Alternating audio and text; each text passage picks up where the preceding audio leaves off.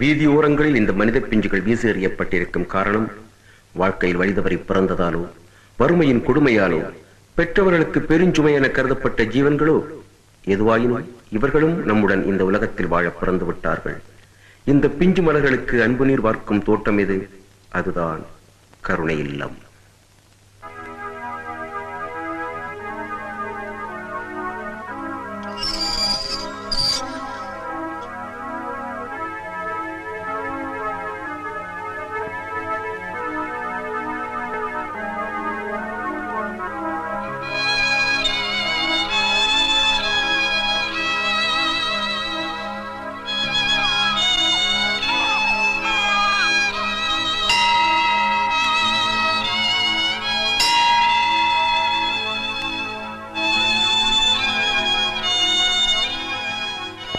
Mother, நம்ம உலகத்துக்கு ஒரு புதுமுக அறிமுகமாயிருக்கு. கம், அது யாருன்னு பார்க்கலாம். அதோ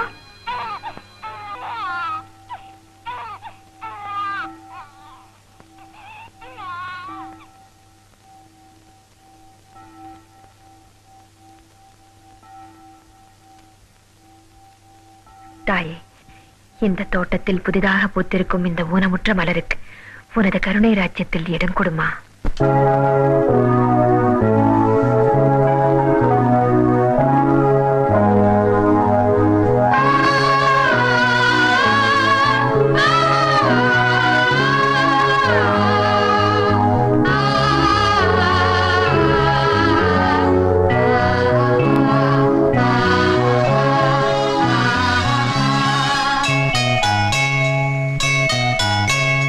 கடவுள் உள்ளமே ஓ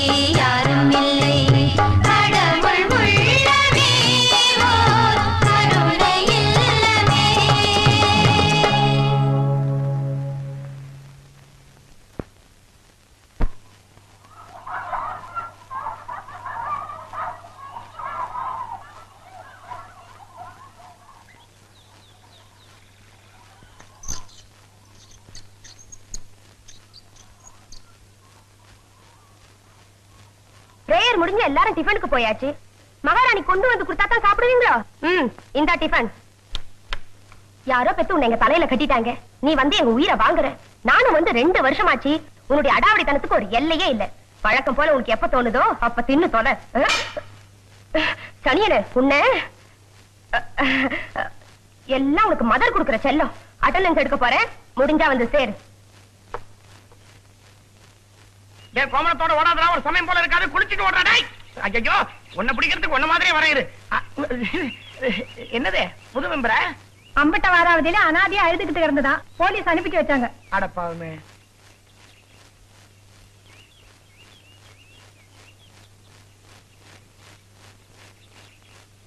நீங்க 2 பேரும் கடைசியா அமட்டவராவதிக்கு எப்ப போனீங்க? உங்க 2 பேரும் முகசாயில இருக்க. எங்களுக்கு அப்படியெல்லாம் யாரோடய சேகம் கிடையாது. என்ன மாதிரி நிச்சயமா இருக்க முடியாது. என்ன பேச்சு பேசுறீங்க? இல்லம்மா, குழந்தை உங்கள மாதிரி அழகா இருக்கேன்னு சொல்ல வந்தேன். அதுக்குள்ள குறுகுறுங்க மனசாட்சி. எங்களுக்கு ஏன் உத்தரம்? நாங்க அசட்டுத்தனமா பெத்துக்கவும் மாட்டோம், அறிவு கட்டத்தனமா கண்ட இடத்துல போடவும் மாட்டோம். இவ்வளவு அழகான குழந்தைய அனாதையா போடுறதுக்கு பெத்தவளுக்கு எப்படிதான் மனசு வந்ததோ. மனசுன்னு இருந்த இப்படி செஞ்சிருப்பாளா? தப்பான வழியில தாயானவங்களுக்கு எல்லாம் கடவுள் இருதயத்தையே வைக்கிறது இல்ல போல் இருக்கு. கரெக்ட் சார், நீங்க சொல்றது உண்மைதான் சார். இல்லைன்னா நம்ம ஆசிரமத்துக்கு தினம் இப்படி 4 குழந்தைங்க வந்துகிட்டு இருக்குமா? அடப்போமா நீ. அவங்களுக்கு எல்லாம் மனசுன்னு ஒண்ணு இருந்தா தானே பிரச்சனையே வரப்போகுது. பெத்தவளுக்கே பிடிக்காதனால தானே இப்படி நடு ரோட்ல விட்டு போறாளுங்க. இதுகளை கட்டி மேய்க்க வேண்டியது நம்ம தலையெழுத்து. ஐயோ, கோமணத்தை கட்டுறானே. அம்மா திரும்ப அப்படியே ஓடாதடா ஓடாதடா. ஐயோ ஐயோ ஓடாதடா. எவ்வளவு தூரம் நான் வருது. யாருது? ஏய் இம்முனா முஞ்சி, நீ ஏன் கிளாஸ்க்கு போகாம இங்கே உட்காந்துட்டு இருக்க? ஆமா, போய் பெருசான கழிக்க போறேன். மூட்டு வேலையை பார்த்துட்டு இருப்பேன் இங்கே கடை. அடே கோமனேஸ்வரா.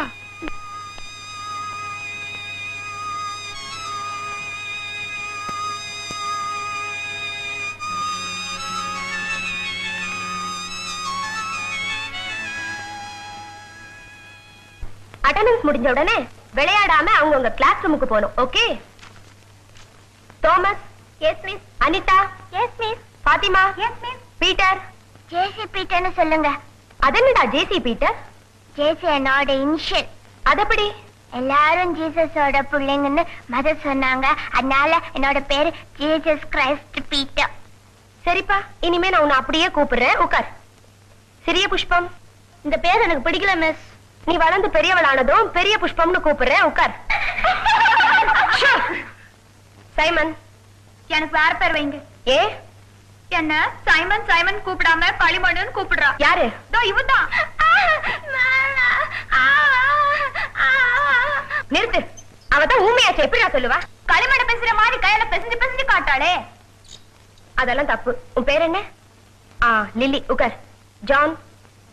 மிஸ், கண்ணன் கண்ணப்பல்ல ஏதாவது ஒரு பேர் வைங்க மிஸ். ஏன்பா? பேர்லயாவது கண்ணு இருக்கட்டுமே. கர்த்தர் உனக்கு நிச்சயமா கண்ணு கொடுப்பார். அவரை கேளு. Next Rousey. ரோசி ரோசி கூப்பிடுறேன். காதல வேலை. உனக்கு தினமும் இதே வழக்கமாயிடுச்சு. நீ வாயை திறந்து பிரசன்ட் சொல்ற வரைக்கும் நான் உனக்கு ஆக்சன் தான் போடுவேன்.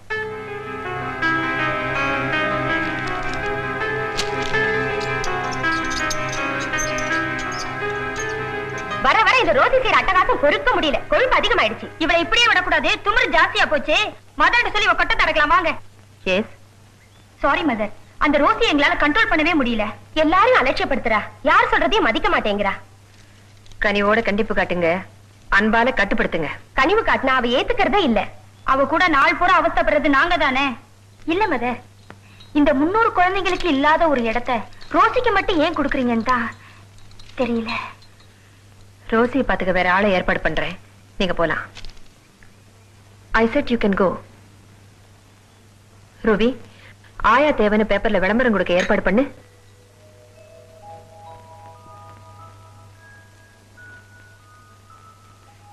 குட். உன்னுடைய சேவையை பத்தி ரொம்ப உயர்வா எழுதிருக்காங்க. லலிதா, குழந்தைங்களை பராமரிக்க என்னென்ன குணங்கள் வேணும்னு நினைக்கிறேன்? நல்ல மேய்ப்பனுக்கு 4 குணங்கள் வேணும்னு இயேசுநாதரே சொல்லியிருக்காரு. ஆடுகள் பசி எறிஞ்சு உணவளிக்க தெரியணும். நோயுற்ற காலத்துல உதவியா இருக்கணும். அது கொடுக்கிற குரலை வச்சு அது தேவைகளை உணர தெரியணும். Very good. உன்னை பத்தின விவரங்களை நான் தெரிஞ்சுக்கலாமா? மதா, இருந்த உறவு எல்லாத்தையும் இழந்து நிக்கிற ஒரு அநாதனா. இதுக்கு மேல என்னை எதுவுமே கேட்காதீங்க. எல்லாத்தையும் மறக்கத்தா நான் இந்த வேலையை தேடி வந்திருக்கேன். எத்தனையோ வேலைகள் இருக்கும்போது இந்த வேலையை நீ தேடி வந்ததுக்கு காரணம்? இதுல ஒரு ஆத்ம திருப்தியும் அமைதியும் இருக்கு. இந்த சின்ன வயசுல அப்படி ஒரு அமைதி தேட வேண்டிய அவசியம் உனக்கு என்னமா வந்தது? நான் எல்லாத்தையும் மறக்க நினைக்கிறேன் மதா. It's okay.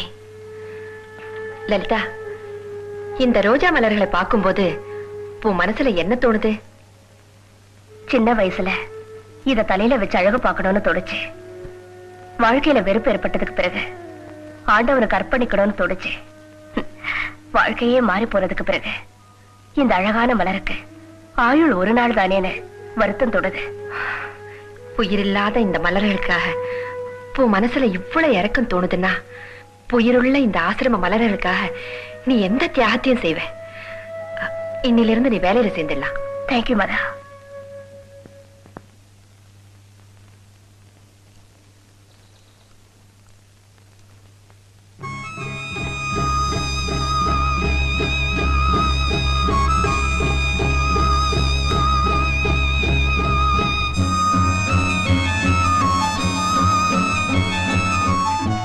Good morning Rosy. என் பேர் லலிதா. இன்னில இருந்து நான் தான் உன்னை கவனிச்சுக்க போற ஆயா. உனக்கு பேச தெரியாதா? சரி, பரவாயில்ல. இந்தா சாக்லேட். சரி, உனக்கு எப்ப தோணுதோ அப்ப சாப்பிடு. என்ன இது தலையெல்லாம் எப்படி இருக்கு? இப்படிதான் அலங்கோலமா இருக்கிறதா? இனிமே உன்னை கவனிக்கிறதா என் வேலை.